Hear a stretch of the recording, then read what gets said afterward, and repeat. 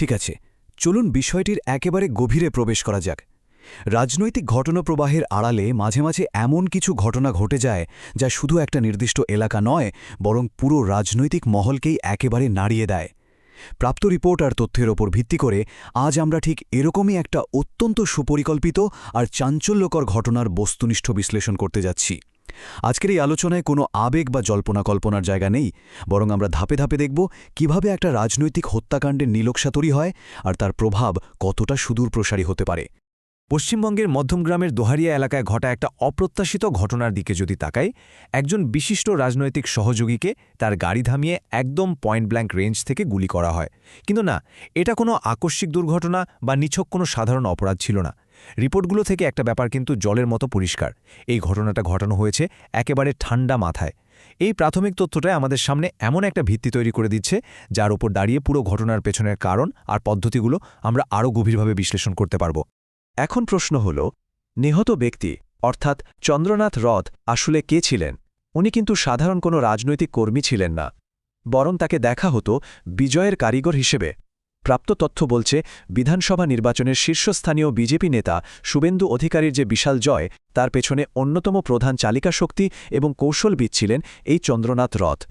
একবার ভাবুন, একটা বড় রাজনৈতিক সাফল্যের নেপথ্যে যিনি এতটা গুরুত্বপূর্ণ ভূমিকা পালন করছেন, তার ওপর এ ধরনের হামলা স্বাভাবিকভাবেই বেশ কিছু গুরুত্বপূর্ণ প্রশ্নের জন্ম দেয়। এই জায়গাটাতেই সবচেয়ে কৌতূহলোদ্দীপক বিষয়টা লুকিয়ে আছে। একজন ব্যক্তির সরকারি পদ আর তার আসল রাজনৈতিক ক্ষমতার মধ্যে যে কতটা আকাশপাতাল তফাৎ থাকতে পারে সেটা এখানে স্পষ্ট। সরকারি খাতায় চন্দ্রনাথ রথ ছিলেন বিজেপি নেতা শুভেন্দু অধিকারীর শুধুই একজন ব্যক্তিগত সহকারী বা পিএ, কিন্তু রাজনৈতিক বাস্তবতা ছিল একেবারেই অন্যরকম। উনি ছিলেন ওই নেতার দীর্ঘদিনের ছায়াসঙ্গী। খুব সহজ ভাষায় বলতে গেলে, কাগজে কলমে পদবি যাই থাকুক না কেন, পশ্চিমবঙ্গের রাজনৈতিক সমীকরণে তার ওজন আর প্রভাব ছিল আক্ষরিক অর্থেই অপরিসীম। আর এই বিষয়টা চমৎকারভাবে তুলে ধরছে যে কেন এই ঘটনাটিকে কোনোভাবেই একটা বিচ্ছিন্ন বা উদ্দেশ্যহীন হামলা বলা যাচ্ছে না।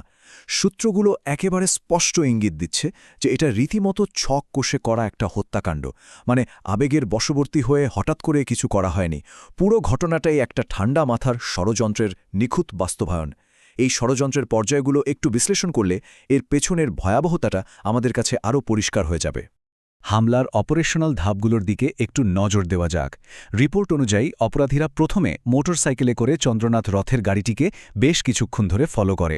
এরপর মধ্যমগ্রামের দোহারিয়ায় এসে অত্যন্ত সুকৌশলে তার গাড়িটিকে থামাতে বাধ্য করে। আর একেবারে চূড়ান্ত ধাপে তাকে খুব কাছ থেকে, অর্থাৎ পয়েন্ট ব্ল্যাঙ্ক রেঞ্জ থেকে পরপর বেশ কয়েকটা গুলি করা হয়। এই প্রত্যেকটা ধাপই প্রমাণ করছে যে হামলাকারীদের কাছে আগে থেকেই একদম স্পষ্ট নির্দেশনা ছিল, আর তারা নির্দিষ্ট একটা ছক মেনেই কাজটা করছিল। চলুন এবার ঘটনাপ্রবাহের সবচেয়ে ভয়ঙ্কর আর শিহরণ জাগানো অংশটায় যায়। সাধারণত এই ধরনের অপরাধের পর কি হয়? অপরাধীরা যত দ্রুত সম্ভব ঘটনাস্থল থেকে পালানোর চেষ্টা করে, তাই তো? কিন্তু এক্ষেত্রে খুনিরা গুলি করার পরপরই পালিয়ে যায়নি, বরং তারা ঘটনাস্থলেই দাঁড়িয়েছিল, শিকারকে খুব কাছ থেকে পর্যবেক্ষণ করছিল আর চন্দ্রনাথ রথের শেষ নিঃশ্বাস পড়া পর্যন্ত অপেক্ষা করছিল। হ্যাঁ, তিনি পুরোপুরি অচেতন না হওয়া পর্যন্ত তারা সেখান থেকে এক পাও নড়েনি। এই একটা তথ্যই কিন্তু সন্দেহাতীতভাবে প্রমাণ করে দিচ্ছে যে পুরো অপারেশনটা কতটা সুপরিকল্পিত আর প্রফেশনাল ছিল। আচ্ছা, এবার অপরাধের এই পদ্ধতিগত বিশ্লেষণ থেকে দৃষ্টিটা একটু বৃহত্তর পরিসরে সরানো যাক। চন্দ্রনাথ রথের মতো একজন এতটা গুরুত্বপূর্ণ কৌশলবিদ আর রাজনৈতিক ছায়াসঙ্গীর এমন আকস্মিক অবসান পশ্চিমবঙ্গের রাজনৈতিক অঙ্গনে ঠিক কী ধরনের প্রভাব ফেলতে পারে? এর ফলে কি ক্ষমতার একটা নতুন শূন্যস্থান তৈরি হবে, নাকি আগে থেকেই চলতে থাকা রাজনৈতিক উত্তেজনাগুলো আরও কয়েকগুণ বেড়ে যাবে? বিভিন্ন উৎস থেকে যে চিত্রটা আমরা পাচ্ছি তাতে একটা ব্যাপার স্পষ্ট। এই ঘটনার ফলে পশ্চিমবঙ্গের বর্তমান রাজনৈতিক পরিস্থিতি নিঃসন্দেহে আরও উত্তপ্ত হয়ে উঠবে বলে আশঙ্কা করা হচ্ছে। ইতিমধ্যেই জনসম্মুখে এই হত্যাকাণ্ডের তীব্র নিন্দা আর ক্ষোভ প্রকাশ করা হচ্ছে। সাধারণ মানুষের প্রতিক্রিয়া আর বিভিন্ন মহলের বিবৃতিতে এই সুপরিকল্পিত হামলাকে একেবারে কাপুরুষোচিত বলে আখ্যা দেওয়া হয়েছে। এখানে বলে রাখা ভালো, কাপুরুষোচিত শব্দটা আমরা রিপোর্ট থেকে পাওয়া সাধারণ মানুষের ক্ষোভের বহিঃপ্রকাশ হিসেবেই তুলে ধরছি। এটা কোনো ব্যক্তিগত মতামত নয়। এ ধরনের কোনো ঘটনার পর স্বাভাবিকভাবেই ন্যায়বিচারের জোরালো দাবি ওঠে। বর্তমানে নবনির্বাচিত বিজেপি সরকারের কাছে সবথেকে বড় দাবিটাই হল অবিলম্বে দোষীদের আইনের আওতায় আনা হোক এবং তাদের দৃষ্টান্তমূলক শাস্তি নিশ্চিত করা হোক।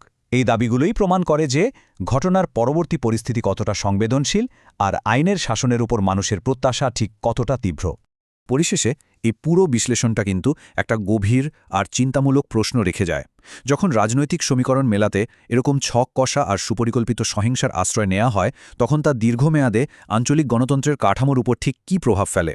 এই ধরনের ঘটনাগুলো কি রাজনৈতিক সংলাপের জায়গাকে আস্তে আস্তে সংকুচিত করে দেয় না? এই প্রশ্নগুলোর উত্তর খোঁজা সত্যিই অত্যন্ত জরুরি। আশা করা যায় আজকের এই বস্তুনিষ্ঠ বিশ্লেষণ থেকে বিষয়গুলো আরও ভালোভাবে বোঝার সুযোগ হয়েছে। এই বিশ্লেষণটি ভালো লাগলে লাইক, কমেন্ট, শেয়ার অবশ্যই করবেন এবং আপনাদের মতামত জানাবেন, কারণ প্রতিটি মতামতই এ ধরনের জটিল বিষয়গুলোর আরও গভীরে যেতে সাহায্য করে।